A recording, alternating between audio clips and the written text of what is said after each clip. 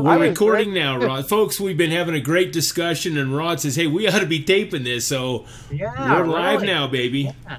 Well, hey, everybody, and crypto bit currency people, my brothers and sisters.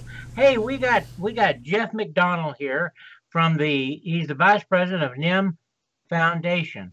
And NEM, of course, stands for New Economic Movement. And their main station, if I'm right, Jeff, is in Korea. I live in Korea, and the foundation is based out of Singapore. Yep. Okay, the foundation in Singapore. Awesome. I kind of got that reversed. Well, that's awesome. Well, we like having you here, Jeff. Hey, Papa Ron, it's good seeing you. Thanks, brother.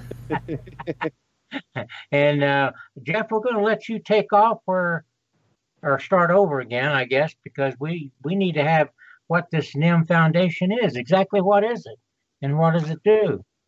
Yeah, great. Yeah, so the NEM Foundation is a little bit different than the NEM technology. The NEM technology is a group of nodes and people and community all over the world that is helping to build the technology and helping to secure it across this network. And the NEM Foundation is based out of Singapore. It's a not-for-profit, and it's been set up to help teach and market and explain the NEM technology that's being supported everywhere. Yep.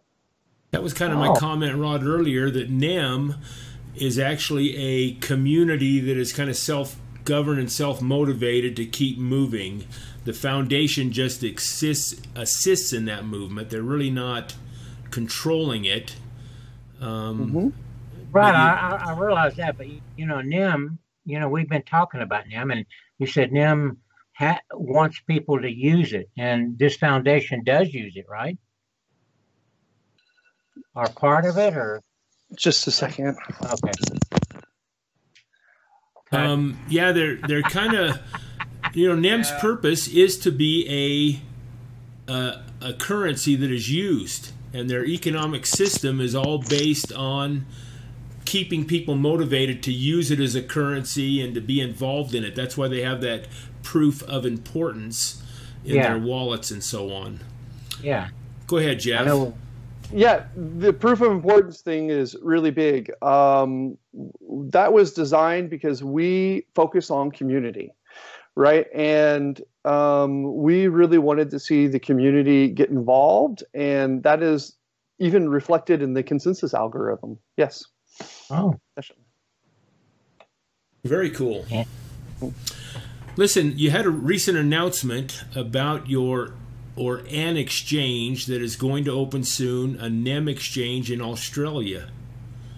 How is that going to benefit the community, and what do you expect out of it? Right. So this is very interesting. I'm really happy with our partners in Australia. They've been wonderful people. We've been working with Sam Lee from the Blockchain Global.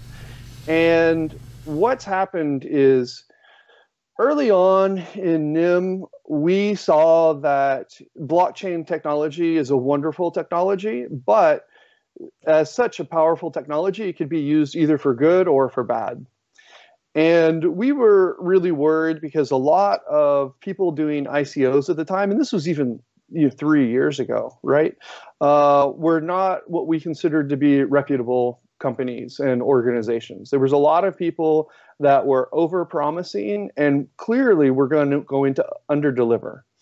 And one of the ways that is very good to attract these people is to build an instant exchange built into the platform.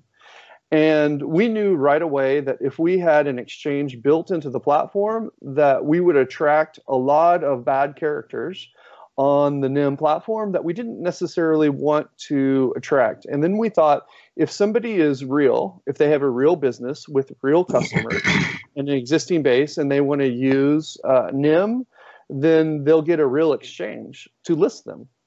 And that worked really good because we didn't have any of these people that we didn't want to attract, but we also missed out on a lot of good projects. A lot of good projects that weren't sure if they would have the liquidity on day one chose other platforms. So with this coming NEM Exchange, what we're going to be able to do is offer projects from day one an exchange where they can be listed and not only be exchanged against other cryptocurrencies, but eventually we're going to add fiat in there.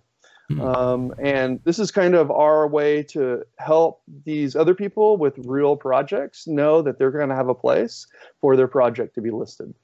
Oh, very cool. That's interesting.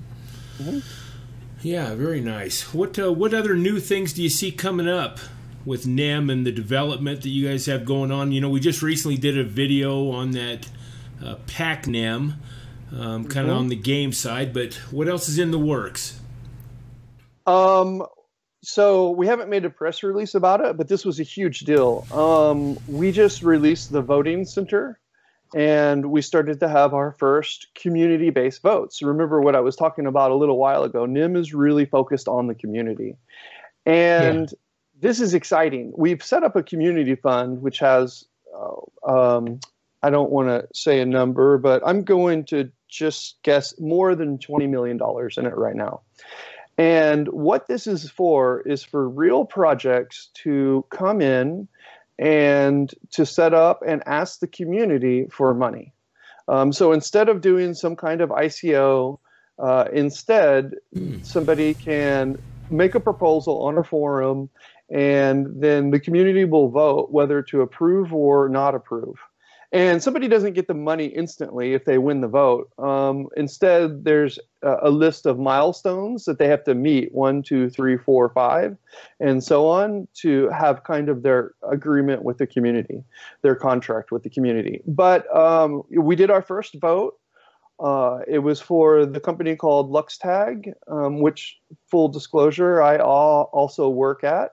And it was very, it was very successful. Over 2 million ZIM was approved to help with LuxTag's development and marketing. And this was great because we had a lot of people vote. We got more than 3%, I think, which is a lot considering that how decentralized everything is and communication is. Yeah. Sure. Now, this voting procedure takes place in a wallet, the NEM wallet. And what do? Do you give a brief synopsis of the company or give some kind of information for the voters to at least study and read before they place their yay or nay? Definitely. So what happens is somebody can go to the forum, and I think the LuxTag post was close to a small book. There was more than enough information there. Yeah, and there's already a lot of information on the website. But yeah, there's a lot of information. When you go to the vote, there's a link for more information in the voting center. This is like you go to the wallet, you open it up, and there's a voting module in there, and it lists all the polls that you can vote on. You can click. Yeah, you can click the one that you want, and then it'll explain it. It'll ask the question. You can have multiple. It's the person who's making the poll can choose multiple answers. People that are voting, you can set it up for multiple choice. So let's say there's 10 options, and you want to allow people to vote for only one of 10. That's fine. Or you can do 3 of 10, right? Or 5 of 10. You allow how many options a person can vote for. We can do POI voting, which is proof of importance. And this is the consensus mechanism in NEM. You get this by investing in NEM, but also working within the blockchain community, working within the blockchain ecosystem. This helps out your POI. Yeah, the proof of importance. It gives your wallet a little bit higher standing than those people that just put money in the wallet and let it sit for a year. Exactly. Proof of stake, the rich get richer. In proof of importance, your stake is very important, but also your activity within the ecosystem, how you work, and if you're an important player.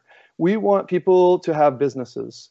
So yeah, the voting center works off of a weighted proof of importance, which is great because it cannot be sock puppet attacked or Sybil attacked. Some of these other ones, you could buy $1 million worth of stake or put up 100 different nodes and vote yourself into power. and then shut down your nodes or close your stake. But proof of importance takes more than 30 days to build up. And when I launched this poll, I only gave people a 5-day notice. So even if somebody didn't like the poll or they wanted to try to attack the poll, they wouldn't have had enough time. Because by the time they bought all their currency or they set nodes up, things like that, the poll would have been over before they had their importance. Yeah. Right? You know, this really demonstrates this community-driven type ecosystem you're talking about. I mean, I think it's fantastic. Very open source and all. So the big news, back to your question though, you asked if there's anything else. The big news is coming up is always Catapult, right? Yeah. And I hope to have some more information on that coming out this month, like some real meat that our community can dig their teeth into. But I will just say there are some really cool things happening in Catapult. Really cool.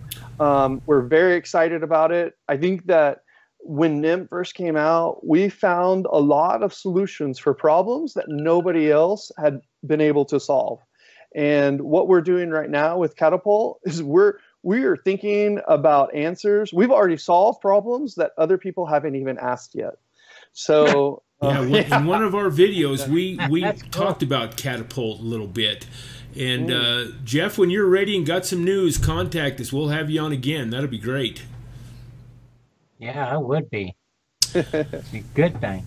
Well, Rod and I have been misleading the crypto public a little bit because we keep stating, at least we thought, that NEM was kind of headquartered in Japan because there's such a movement within the Japanese people on NEM that we just assumed that's where everything was kind of taking place and all. But fill us in on Japan. I mean, is there really that big of excitement about NEM over there? Are they that dedicated to it? Oh, I'm definitely. So, to clear things up, we have the developers are based out of Europe and America, the main developers.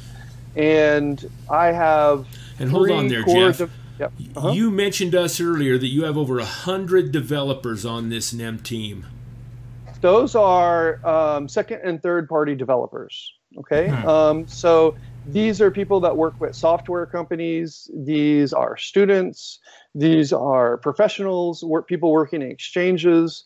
These are whole teams of people that are building their projects on top of NEM. And so in this, there's a developer chat where I have more than 100 of people like that. So that's the whole kind of developer ecosystem. For the NEM backend, I have that are just people that are only working on NEM. We have 3 full-time developers just focused on the backend.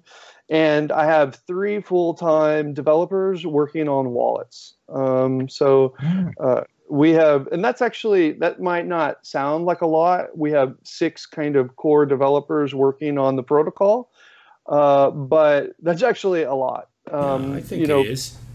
Yeah, and we're really happy to have that support. But the greater ecosystem, more than 100 developers in that chat. And it's a very active chat, and they're all teaching each other. But yes, the core developers and the wallet developers are all based out of Europe and America. What happened is, for whatever reason, we gained a lot of attention early on in Japan. And one of the foundation members, Takao Asayama, is based out of Japan. And he did a really good job of getting the NEM protocol in the news there with his company, Tech Bureau, and its permission chain. And it became very popular because a lot of these names of people that are building on Mijin, his permission change is called Mijin. A lot of these names that are building on it, they don't mean very much to people in America or Europe, but they mean a lot to people in Japan.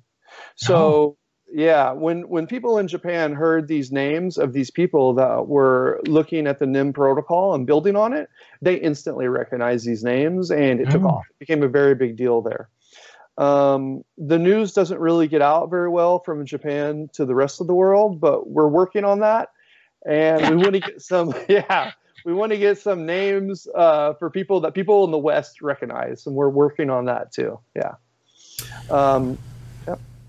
Rod brought up a point in our last video that NEM actually overtook Ripple in price, and it's again today.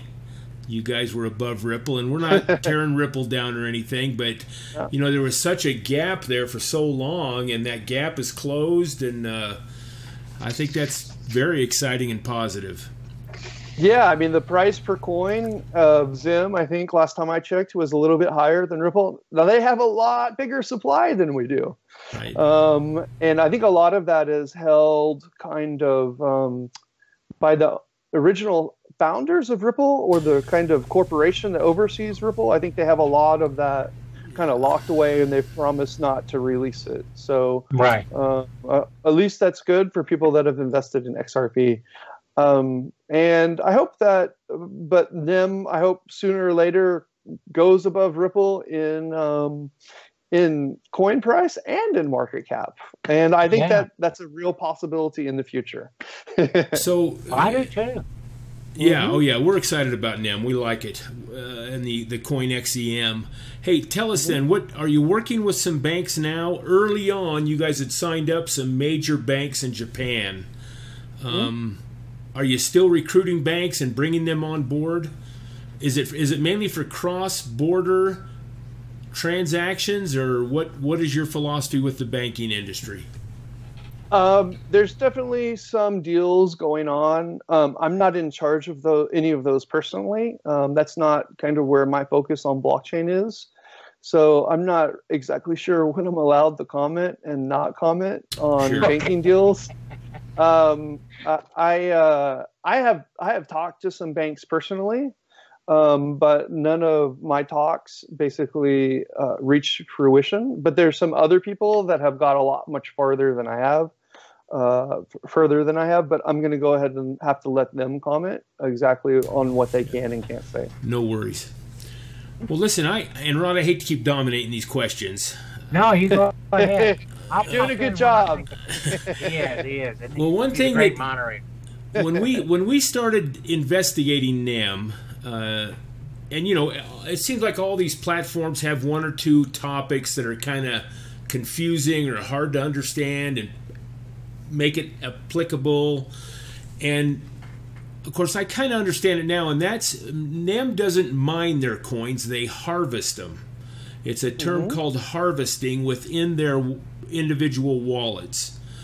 Can you give us a brief overview in layman's terms about the harvesting and how that benefits the community and some of that? Yeah, so all the coins on the NEM blockchain for the Zim currency were created on the zero block. So there's 9 billion coins, and it's basically like there were 9 billion coins created on block 1, and then the block reward went to 0 for every block after that. But the important thing is that those original coins were spread out really wide and as evenly as possible. There had been some research that had showed that if you want a project to be very successful as a currency, you need to have very wide and very even distribution. So that was a really big goal of ours at the time. But then once all this money is spread out, how do you keep the chain secured, right? This is a big problem. So what we've decided to do is we are allowing people who maintain the blockchain to collect harvesting fees. And that's kind of like mining, basically. If you are running a node, and anybody can run a node, even somebody with a Raspberry Pi or an old notebook computer, you do not have to buy expensive mining hardware or an ASIC or any graphics card or anything like that. If you have an old computer, you can harvest or mine on the NEM blockchain. And these people, whenever they create a block, their reward is to get all the fees from that block. For ever since, I mean, as long as there's transactions going in and out of that block, they get the fees on that? Yes, but it's not promised. Every once in a while, or not every once in a while, but sometimes there are zero fee transaction blocks. And this isn't just a problem in NEM. This has happened in other blockchains. So before I got into NEM, I had tried to do some kind of other harvesting on non-proof of work blockchains, and I always got zero fee blocks. So luckily on NEM, most of our blocks have transactions now, and people get rewarded. So yeah. Now, is there certain requirements to obtain a block? I mean, you got to have so much XEM in your wallet and so on. Yes, you do. You need to have at least 10,000 vested, and the key there is vested. So if you buy more than 10,000 ZIM, it will eventually become vested. But remember what I was talking about over time with proof of importance? Yeah. It'll take a good amount of time, at least probably 30 days, if you only bought 10,000 ZIM to get that kind of minimum vested. If you bought 100,000 ZIM, you would be vested on the first day with enough POI to start to make transactions. But it can take a little bit of time. Anything over 100,000 more than one day, anything less than, say, 15,000, it's going to take a little while. Yeah. Now, within your wallet, you can learn how to do that. I mean, proceed ahead within your individual wallet. Okay? Yes, you can. Yep. And we have a lot of tutorials on our blog and on our website that, because we know, look, this cryptocurrency thing, this blockchain thing, it's new, right? Yeah, it's absolutely. it's a little difficult for people to understand, right? So we are trying to make it as easy as possible. That doesn't mean it's easy, but we're trying to make it as easy as possible. And we've made a lot of tutorials, and a lot of our community members are making YouTube videos now, which we really appreciate. And so there's a lot of good information if someone's able to dig around a little bit. And our website, here's some more news that I'm happy to announce here just for you guys. Oh, thanks. Oh, exclusive. All right. Yes. You guys got me talking and I can't stop. Yeah, baby. Yeah. We are going to release a new website, and hopefully it'll be out by the end of this month. And our website right now has not been the best website. It's not nearly as good as some of the other blockchains, but we are hoping to launch a world-class website soon, and it's going to have a lot of good information in it. I've already seen some of the previews, and it's a lot better. And now when people, because a lot of people don't understand what NEM is, and I'll tell you, it's really cool. We do a lot of things that nobody else is doing, and most people don't recognize just exactly how useful our protocol is. And this new website is going to go a long way towards helping people do that. Like you talked last week about PacNem. And, you know, there are, I'm not going to mention any names because there's a lot of good projects, but there is more than one ICO out there, more than one blockchain project that is like, we need millions of dollars and we're going to hire this big team of developers and we're going to do all this amazing things and we're going to put games on the blockchain. And here we have this one developer all by himself in his spare time away from his real job. Wow, that's amazing. Built a game on the NEM blockchain. And you don't hear, and you actually don't see very many games on the blockchain, do you? No. And I mean, this guy, it's amazing. You can pay with tokens to start. If you do very well, you can get extra tokens and exchange those, or you can get a kind of like a vanity token that says you were the best player at that time.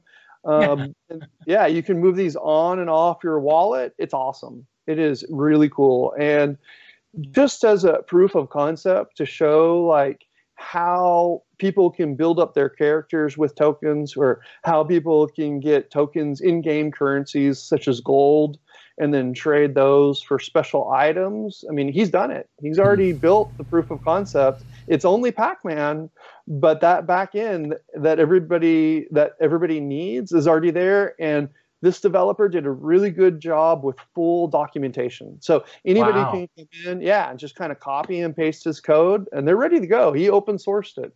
Yeah, very cool. Open source. Wow. We're a big believer in the open source community. Yes. Oh, that's awesome to hear. Mm-hmm. Yeah. I had a thought on that, NEM, and it slipped me. Yeah. But basically, you don't need a $10 million ICO. You can, if you want to build a game on the blockchain, we have an open source program right now for anybody to use. Very cool. Oh. And that's right. That NEM, it came back to me, is in its test mode right now, so people can get on the website and locate that. And in our last video, we actually gave the description, or the link in our description box, to go in and you can play around with it a little bit while it's in its test mode for another 20 days or so, I think. Mm-hmm.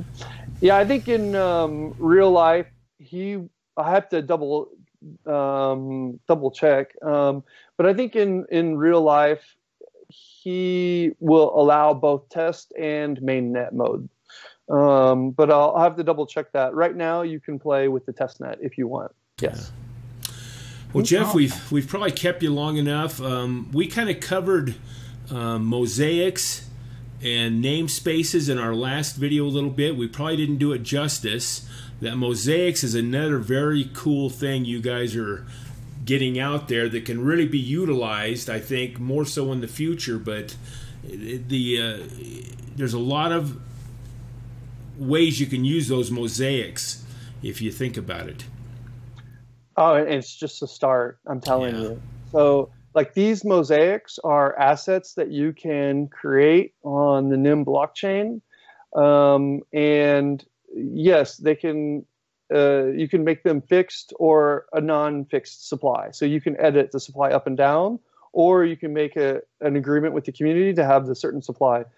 You can put levies or taxes on these mosaics. So, for instance, the NEM creator, anytime somebody maybe trades some NEM gold, he could get a little small fee that went back to himself as the creator of that currency. We can make them transferable or non-transferable. This is really important because if somebody, like, for instance, a country is making a citizenship token or a voting token, they can transfer that token to a citizen, and then the citizen cannot transfer it anymore. They cannot sell it on an exchange or give it to another person. So this is smart programmable money. This is money that for the first time you can program it to split with levies or taxes, or you can program it to make it so it can only go to some people or not go to other people. This is the promise of the blockchain, but that's just the start. I'm telling you, when you combine the idea of the smart programmable tokens with mosaics, with these other things, like, for instance, it's mentioned in the Apostle paper, with the Apostle, you can take any real world item and you can make give it its own private key. And with that private key, you can create basically an address container. And that address container links to that real world item. And then in this address container, you can put in more information. You can put in mosaics, just like the mosaics I just described. You can put them inside there. And then this address container, you can actually transfer this from person to person to person. Oh, wow. As the real world item with its private key is also transferred. This is a smart asset system. Oh, sure is. Yeah. And again, I know I sound like a broken record, but on Catapult, I'm telling you, we've added some additional things to make this smart asset system even smarter and even more programmable. Oh my gosh. Yeah. Well, that sounds exciting. I can't wait to see all this stuff transpire. I hope I'm around when it starts transpiring. Oh, it's coming. It's coming. We got you. We got you covered. And folks, if you're not into NEM for long term, this interview kind of makes it a lot of reasons why you should be. Really? Yeah. And get into it now while it's kind of reasonably priced. Yeah, 17 cents or so, right? Yeah. Jeff, you have just been a great guest. We sure appreciate you coming on with us. We're definitely going to have you back now. You got to contact us once that new website gets closer. You're going to come on and fill us in on some of those benefits. I'd love to do that. Definitely. Oh, thank you. Thank you so much. Rod, we appreciate having you on. Yes, sir. We're here. Be sure and do thumbs up. All right, brothers. It's good to there see you go. There you go, Jeff. Be here or be square. That's right.